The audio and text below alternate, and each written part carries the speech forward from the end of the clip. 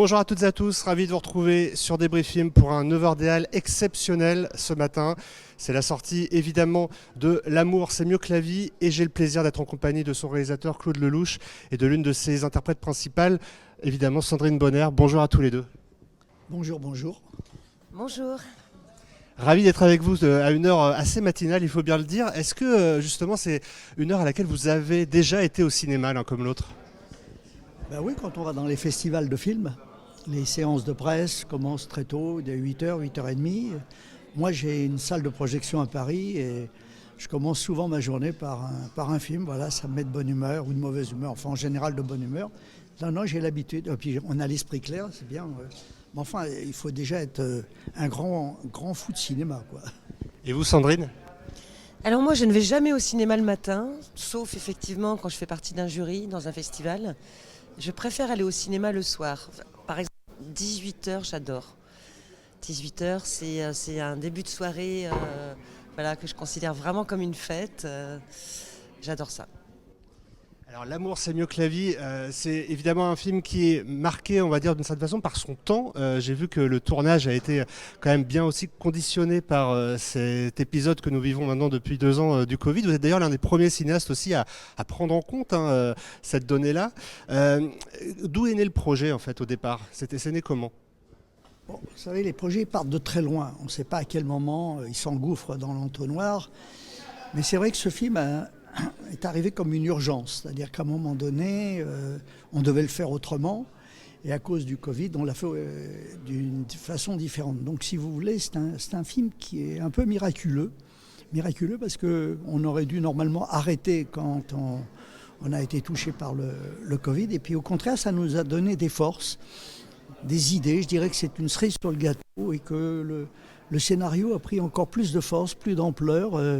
Donc ce qui aurait pu être terrible est devenu positif. Voilà, une fois de plus, le pire n'est jamais décevant, vous voyez. Et puis la contrainte sollicitant l'imagination, jamais, je pense qu'on aurait eu le culot de faire ce film comme on l'a fait en temps normal. Voilà, donc moi j'aime bien les périodes de crise parce qu'elles sont très créatives, elles vous obligent à vous dépasser, à aller encore plus loin. Voilà, donc si vous voulez... Non, je remercie le grand metteur en scène de nous avoir envoyé ce petit virus qui joue un certain rôle dans le film, quoi. On a vraiment l'impression effectivement qu'à chaque fois, le moment dans lequel vous faites le film rabat d'une certaine façon les cartes et vous permet aussi de garder une certaine énergie. Vous, Sandrine Bonner, en tant qu'actrice, est-ce que vous avez l'impression de tourner avec un jeune cinéaste finalement qui essaie d'innover, qui essaie d'expérimenter une fois de plus ? Ah ben, c'est un éternel jeune homme pour moi. Je le disais encore hier soir, c'est un punk. Claude Lelouch est un punk. Il a toutes les audaces, toutes les belles audaces. Et donc de faire partie d'une aventure, d'un film avec lui, c'est très énergisant parce qu'il est extrêmement tonique, il vous inspire, il vous attire dans son voyage. Et c'est merveilleux. Et après une journée de tournage, moi je me sens complètement ravigorée. Je suis jamais fatiguée quand je tourne avec Claude. Parce que d'abord, il y a très peu d'attente, donc vous êtes tout le temps en mouvement. Et ça, c'est plutôt agréable pour un acteur. C'est ce que je pourrais reprocher au métier, c'est de trop attendre. Surtout pour les acteurs, justement. Et avec Claude, c'est pas comme ça. Donc, non, c'est formidable de tourner avec lui.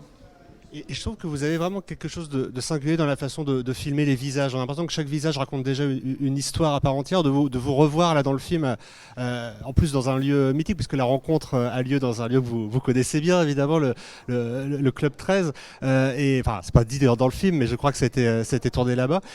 Et c'est vrai qu'on a l'impression déjà qu'il y a une façon de s'attarder sur les visages, comme si vous vouliez raconter déjà une histoire en les filmant. C'est juste ou pas ?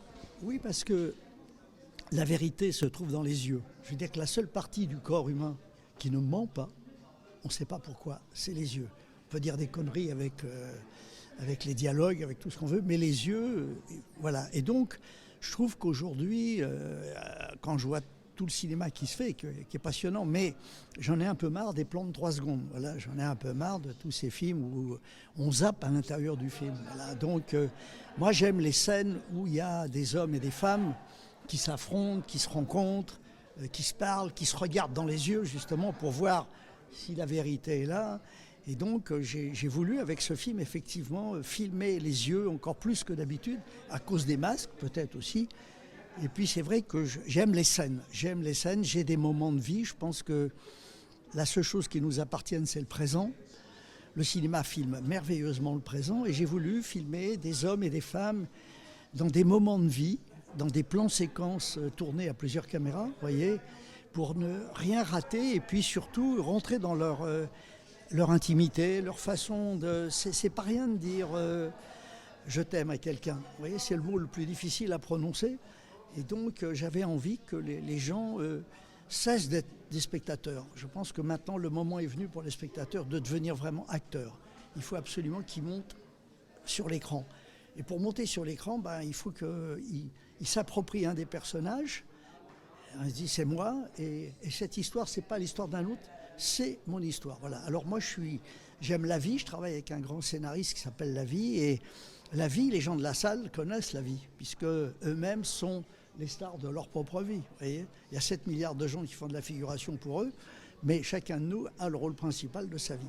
Donc j'aime bien transformer le spectateur en acteur. Vous avez eu cette tournure extrêmement amusante à Deauville quand vous avez présenté les premières images du film lors du congrès de la FNCF. C'était vous êtes un metteur en vie. Et c'est vrai que quand on voit ce film, on comprend comment vous allez chercher dans la vie certaines petites choses. Et à ce point que d'ailleurs vous vous appelez Sandrine dans le film, tout comme les autres personnages ont leur propre prénom. Est-ce que c'était un peu troublant justement ça, de porter son propre prénom dans le film ? Non, pas du tout. Ça ne m'a pas troublée. Non. J'aurais pu. C'est vrai que c'est la première fois qu'on m'offre un rôle avec un prénom, Sandrine. Mais. Et vous avez ressenti aussi justement cette faculté qu'a Claude d'aller chercher quelque chose de très spécifique chez les acteurs, peut-être en faisant durer les plans plus longtemps ? Mais moi, je trouve que c'est une de ses qualités, justement. Et je le rejoindrai là-dessus. J'en ai moi aussi marre de voir des films où c'est plus du clip que quand c'est monté comme ça. Et d'ailleurs, c'est marrant parce que quand je suis chez moi, j'ai des fenêtres autour et j'adore regarder ce qui se passe chez les autres. et donc, je vois souvent les gens devant leur télé et on voit les lumières comme ça. Du coup, on voit le montage, les changements de plan. Et je m'aperçois que très souvent, ça fait tac, tac, tac, comme ça. Comme un peu dans les boîtes de nuit, vous savez, je ne sais plus comment ça s'appelle, ces lumières. Voilà. Et je me dis, voilà, les films sont beaucoup construits comme ça aujourd'hui. Et moi, j'adore quand on prend le temps, et c'est ce que fait Claude dans ses films, et de filmer des visages, et puis pas que des visages jeunes. Ça me touche aussi, parce qu'on peut raconter la vie de gens qui n'ont pas que 20 ans.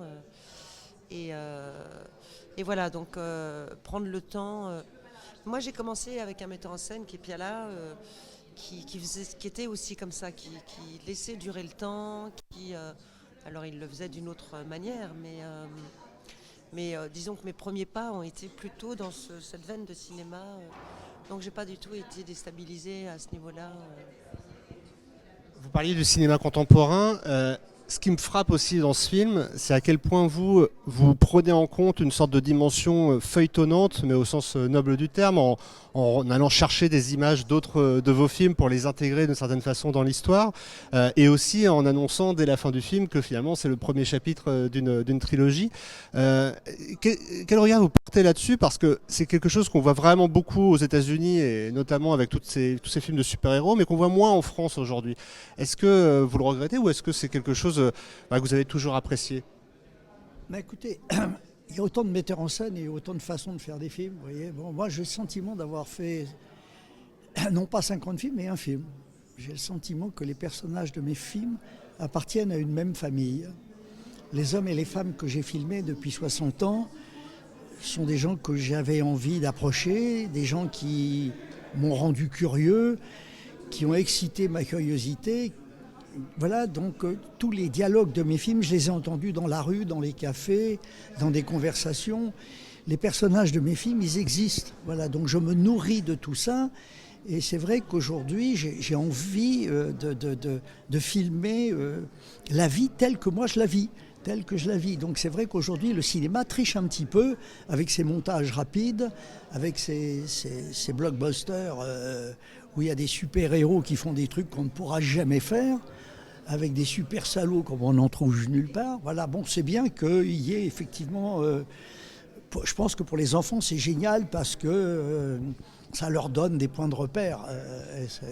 Et si on peut fabriquer des héros, tant mieux. Mais moi, mes personnages, c'est des héros du quotidien. C'est-à-dire qu'un jour ça marche, un jour ça marche pas. Un jour je suis un héros, un jour je suis un salaud. Il y a des hauts, il y a des bas. Et les personnages de mes films, ils ont les qualités de leurs défauts. Voilà, donc ce sont des êtres humains. Et j'aime les êtres humains avec leur fragilité, la fragilité des sentiments, l'incroyable fertilité du chaos. Tout ça me fascine, me plaît. Et voilà, donc c'est vrai que je vais essayer avec cette trilogie de faire encore un cinéma différent, parce que chaque époque a besoin d'un cinéma différent. Et c'est vrai que dans cette période de clips, de films qui vont tellement vite qu'on n'a plus le temps de rien voir, on ne sait pas ce qu'on a vu, il y a tellement de trucage. Moi, je suis fier d'avoir fait un film sans trucage. Et j'aurais pu mettre, ce film a été fait sans aucun trucage. Voilà. Et donc je pense qu'aujourd'hui, le public va avoir besoin de parfums de vérité, et tout comme il a besoin de grandes salles de cinéma et de grands écrans.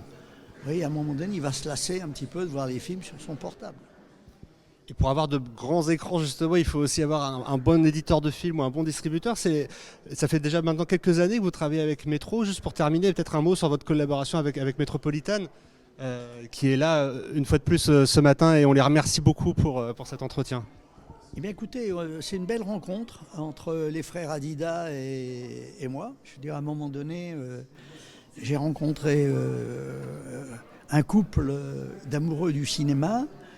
Ils sont surtout spécialisés sur les films américains en France. Et puis je pense que à travers mon cinéma, ils ont eu envie de faire découvrir un cinéma très différent du cinéma américain, puisque je suis à l'opposé, puisque le cinéma américain est fait de tout ce qu'on a dit tout à l'heure, alors que mes films rentrent dans les personnages, essayent de les... Voilà, et donc je pense que c'est une complémentarité formidable. Alors on s'entend bien, moi j'ai le sentiment d'être en famille, j'ai pas du tout le sentiment d'être happé par un groupe, et puis par des règles de marketing. Il me laisse faire ce que je veux, je fais le film que je veux, mais quand il est fini, bon, il le distribue ou il le distribue pas, mais en général il le distribue, voilà. Vous parliez tout à l'heure, Sandrine, de À nos amours. Le film aurait presque pu s'appeler À nos amours. Ça s'appelle L'amour, c'est mieux que la vie. Merci énormément. C'était un énorme honneur pour moi de vous avoir ce matin. On vous souhaite le meilleur, bien sûr, pour la carrière du film. Je sais que vous êtes très pressé et que vous allez justement là, maintenant, tout de suite, aller dans la salle pour voir les tout premiers spectateurs. Ça va être, j'imagine, une grande émotion. Merci encore à tous les deux et à très vite. Merci beaucoup.